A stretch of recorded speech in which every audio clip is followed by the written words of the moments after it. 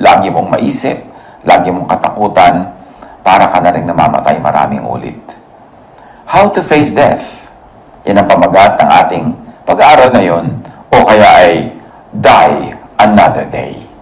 Huwag na lang today, another day. Die one day, but live every day. Keep in mind, death is God-ordained. Hebrews 9:27, people are destined to die once. So talagang destino, talagang takda na ang tao ay sumakabilang buhay. Ecclesiastes 3:1-2, there is a time for everything, and a season for every activity under the heavens. For instance, a time to be born, and a time to die. Nakatakda ang lahat. Kung tayo isinisilang, tayo ay isa sa kabilang buhay. Kung tayo ay binibigyan ng panahon dito sa lupa, bibigyan tayo ng panahon doon sa kabila. Ecclesiastes 12:7, and the dust returns to the ground it came from, and the spirit returns to God who gave it. Napakahalagang verse itong nasa Ecclesiastes 12:7 na ito, na ang ating daw lupang katawan ay babalik sa lupa pag tayo ay namatay. At ang espiritu naman na ipinahiram sa atin ng Diyos, ibinigay sa atin ng Diyos, ay babalik sa Kanya. So, naghihiwalay ang katawan at ang espiritu may kani-kanyang pupuntahan. None of them is destroyed because matter cannot be created nor destroyed. After it's created by God, one-time, big-time creation, hindi na yan pwedeng ma-destroy. So, yung dust, pag tinignan natin yung ating katawan, pagka pinag-aralan mo yan, sasabihin, maagnas yan, kakainin ng ganito at ng ganon, sasama sa lupa, pero hindi siya nade-destroy. Nare-recycle lang ang katawan. Dahil lahat ng element ng katawan ay galing din sa lupa, bumabalik sa lupa. At ganon din ang espiritu na galing sa Diyos, cannot be destroyed. Bumabalik sa Diyos. Quantum physics has a very interesting insight that parallels with the idea of eternal life. The idea of dying and raising up the dead, or the preservation of the spirit, is similar to the quantum idea of destroying and reconstructing matter. Sa quantum conservation of information, sinasabi na information cannot be destroyed. The amount of information contained in matter remains even if that matter is destroyed. Information is the way the particles are arranged. Even if the arrangement of particles is broken up, each particle still contains the information like it was arranged before. Particles of matter can be reconstructed because of the information they contain. So yan ang sinasabi natin na parallelism ng katuruan tungkol sa eternal life, na hindi naman talaga na-destroy yung katawan, re-reconstitute lang, na re-recycle, at ang espiritu bumabalik sa pinanggalingan. So, hindi dapat katakutan ng kamatayan tulad ng sobrang takot ng iba. Parang the end na ng lahat. Nung walang the end, nagkakaroon lang ng bagong buhay. Kabilang buhay nga ang tawag dyan sa ating sariling wika. Kaya napakahalagang maintindihan natin na yung kamatayan ay paglipat lang. Pag-graduate nga ang tawag natin dyan. Paglipat sa isang uri ng promotion dahil gawin mo babalik ang iyong spirito sa Diyos. Huwag dapat katakutan, huwag iwasan ng sobra-sobra kasi hindi naman talaga naiiwasan kung takda na. Why? Because death is part of life. It is part of nature. Psalm 89:48, who can live and not see death? Or who can escape the power of the grave? The obvious answer is no one. Walang isinilang ang hindi mamamatay. Kahit ka pharaoh, kahit ka emperor, kahit ka presidente, kahit ka religious leader, lahat pumupunta doon sa next chapter ng buhay, yung kabilang buhay. Walang nakakatakas sa ganitong uri ng pangyayari. Kaya useless na sobrang isipin at useless na katakutan. Ecclesiastes 7:1, the day of death is better than the day of birth. The day of death is better than the day of birth. Ito kaya yung equal sa tinatawag ng quantum physics na reconstitution, kaya better, because we get reconstituted. And death is, as we have said, inevitable, inescapable, cannot be avoided. Job 30:23, I know you will bring me down to death, to the place appointed for all the living. So magandang yan ay matanggap sa simula pa lang. Para kung nangyayari na meron tayong mahal sa buhay na binabawi, sumasakabilang buhay, nalulungkot tayo, natural. Hindi natin gusto yan, lalo't mahal natin siya. At mahal niya tayo. Pero huwag sobrang manimdim, huwag sobrang malungkot, at huwag sobrang magluksa. Kasi talagang yan ang appointment natin. Yan talaga ang naka-appoint sa atin, that you are born and then you die physically. Ecclesiastes 7:2, it is better to go to a house of mourning than go to a house of feasting. For death is the destiny of everyone. The living should take this to heart. Mas mabuti pa daw pumupunta ka sa bahay na merong lamayan, merong luksa, kaysa sa merong handaan, kasi tahanda ka na pag-iisipan mo at naihanda mo rin ang iyong loob sa darating na physical death. Kasi yan daw talaga ang nakatakda sa lahat. Kailangan daw seryosohin ito, kailangan isipin at kailangan isa puso, isa isip na yes, lahat ng ipinanganak ay pupunta sa kabilang buhay. Yan dapat ang attitude natin sa mga mahal natin sa buhay, that we cannot be really together on earth in this situation. Kaya kung mamahalin mo, mahalin mo na. Para pag sumakabilang buhay, wala kang pagsisisi. Kung magpapamahal ka, magpamahal ka na sa Kanya. Magpaalaga ka na para wala siyang pagsisisihan o ikaw man. Pag kami umaalis ng bahay, huwag kayong maghihiwalay na magkagalit kasi hindi mo alam kung makakabalik pa siya ng buhay. Pagka matutulog kayo, huwag kayong matulog na nagkakasamaan ng loob kasi hindi mo alam kung magigising pa siya o ikaw kinabukasan. Hindi natin alam. Ang alam lang natin, ang lahat ay gagraduate. Ang lahat ay isa sa kabilang buhay. Kaya dapat nakahanda ang ating loob. Wala tayong utang na hindi natin binabayaran agad para wala tayong pagsisihan. At nagpapatawa din tayo sa kapwa natin agad-agad kasi hindi natin alam kung magkikita pa ulit tayo next hour, next day, next week na mga pare-parehong physically alive. Death is escape, an exit from earthly troubles and pain. Dapat din natin yung maisip. Lalo ko ang tao ay nagdurusa sa sobrang malalang sakit o napakahirap ng kanyang kalagayan o mapupunta siya sa panganib sa sobrang hirap, death daw could be an exit from earthly troubles and pain.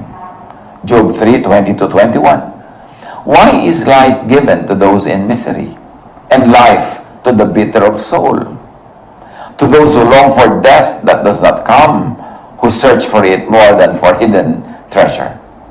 At marami tayong alam, nababalitaan, at marami nadidinig ng mga kwento tungkol sa mga taong sobrang dumaranas ng hirap, lalo sakit ng katawan, mga malalalang mga sakit, na talagang minamabuti pa nila na kunin na sila ng Panginoon, sumakabilang buhay na kaysa patuloy na mahirapan at masaktan.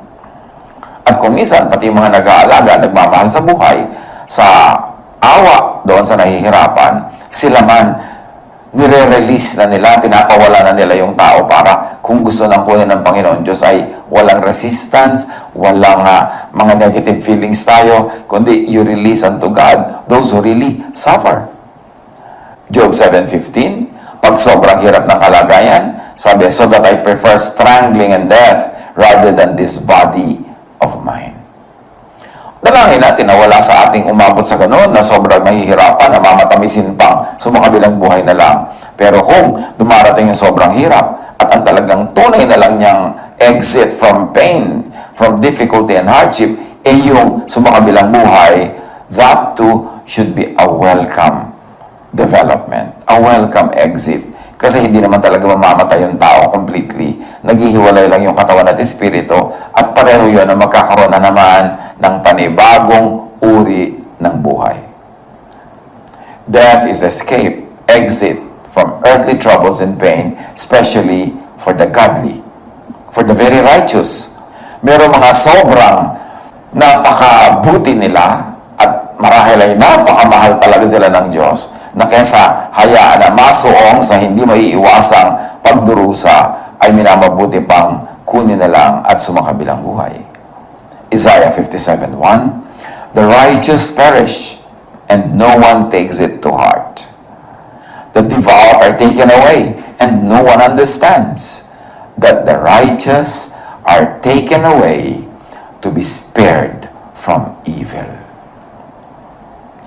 Merong mga kinukuha para iligtas sila sa higit lalong napakalaking kapahamakan, hirap, pagdurusa.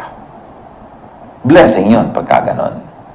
Mahirap lang makita na blessing kung hindi malayo ang iyong pananaw, kung hindi mo naiintindihan ang punot dulo ng mga bagay, at hindi mo naman alam kung saan pala naligtas yung tao na kaya siya naligtas ay dahil siya ay kinuha na.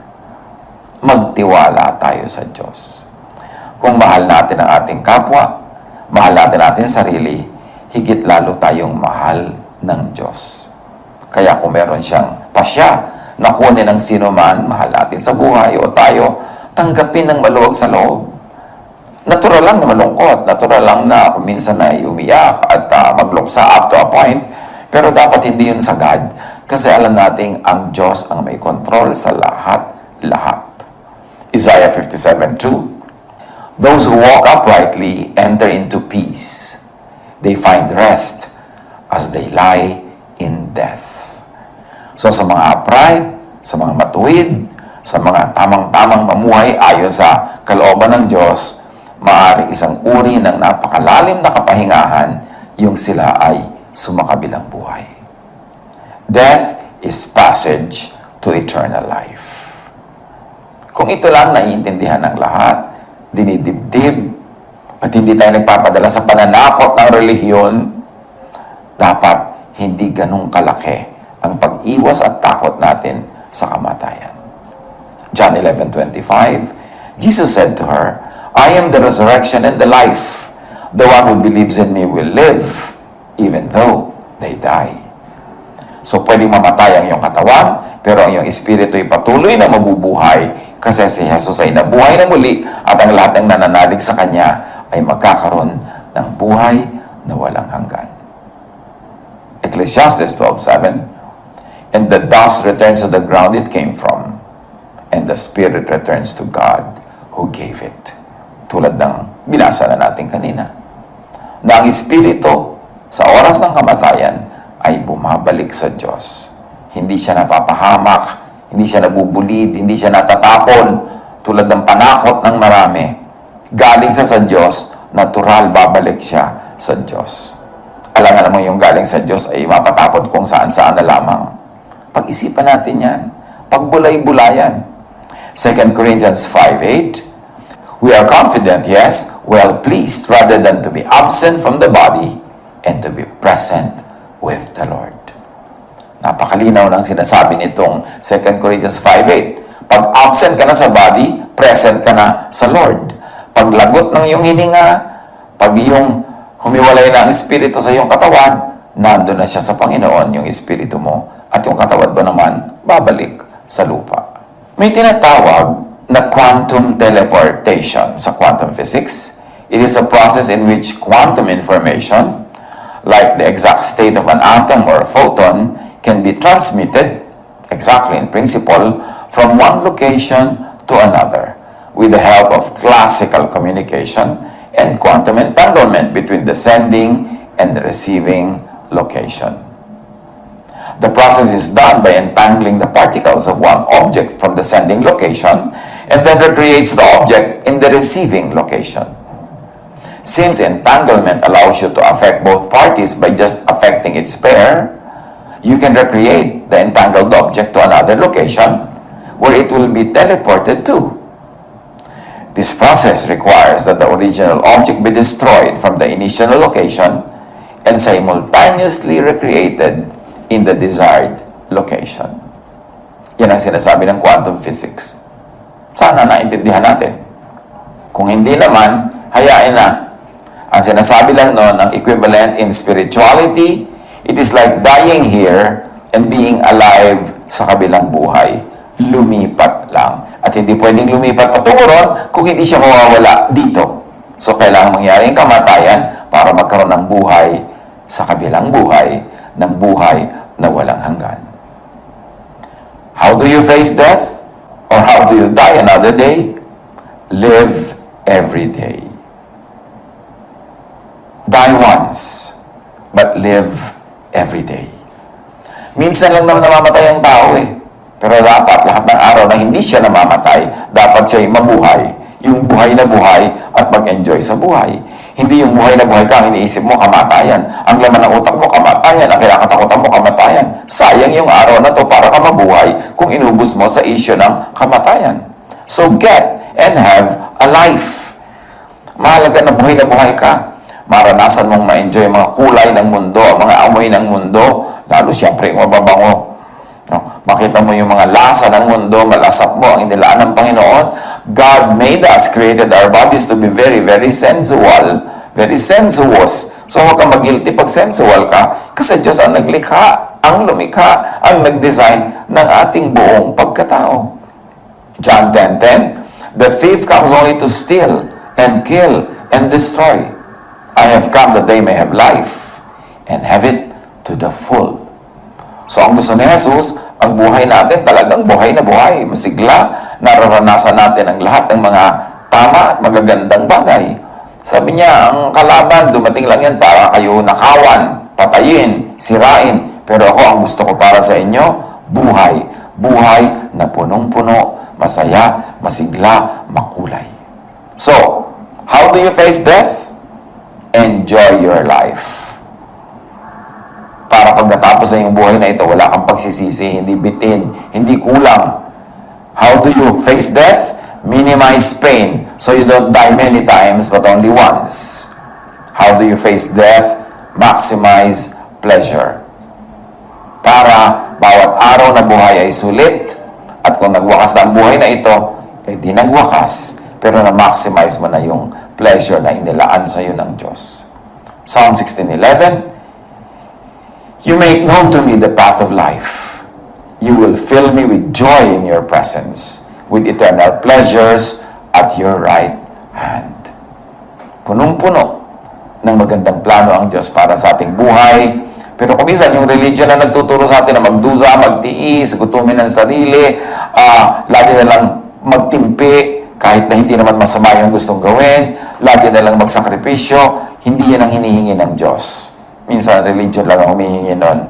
Pero ang kalooban ng Diyos para sa atin is to have a full, beautiful, meaningful life.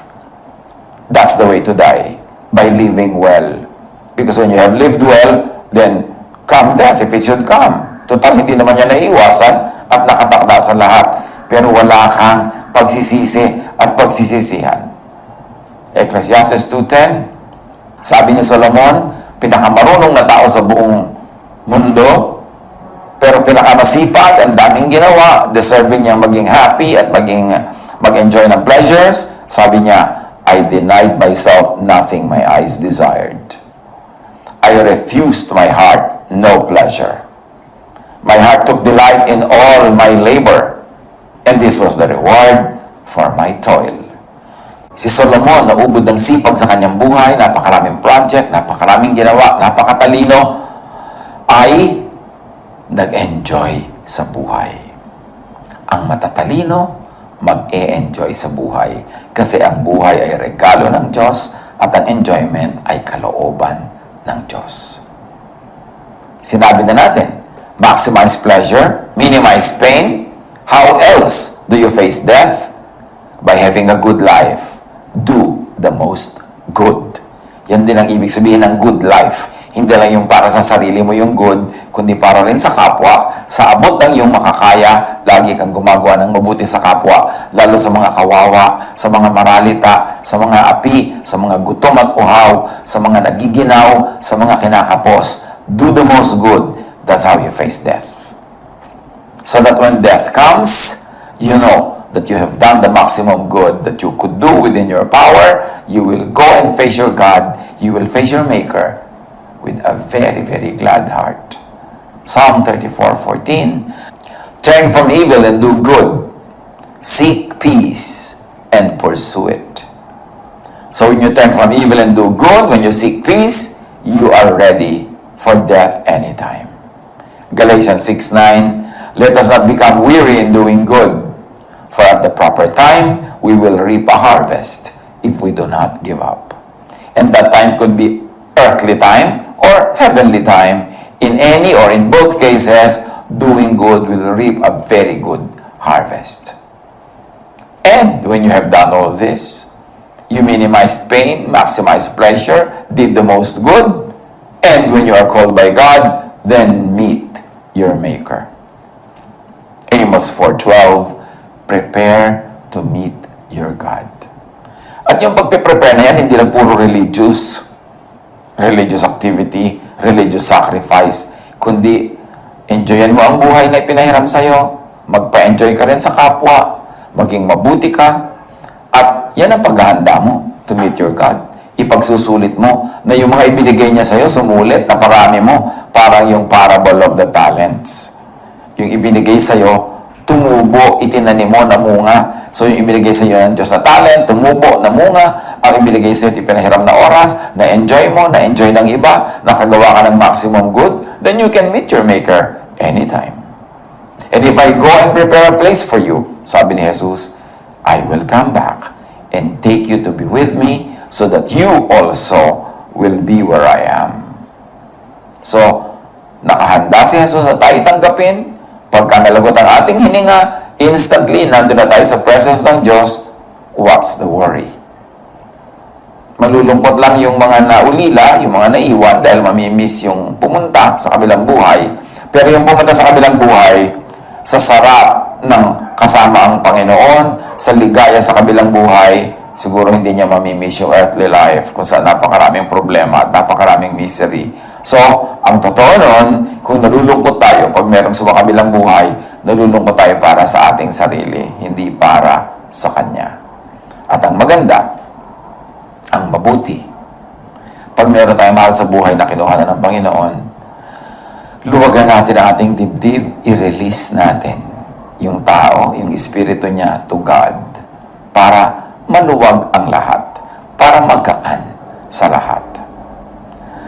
Unless you are clearly, loudly, inescapably being called to die today, live. Live muna. Mabuhay. Do not be preoccupied with death. Die another day. You have only one day to die out of the many days that God gives you. And in all those other days that you are not dying, live. Get a life, have a life, and give life to everyone that you could give to. Huwag magmukmok. Huwag ubusin ang pagkakataon na sana ay sumasaya, nagpapasaya sa pag-iisip ng ganitong mga bagay. Isulit ang buhay. At pag dumating na yung oras na tayo tinatawag para gumraduate, tanggapin ng maluwag kung tayo yung tinatawag at yung mahal natin sa buhay kung siya ang tinatawag,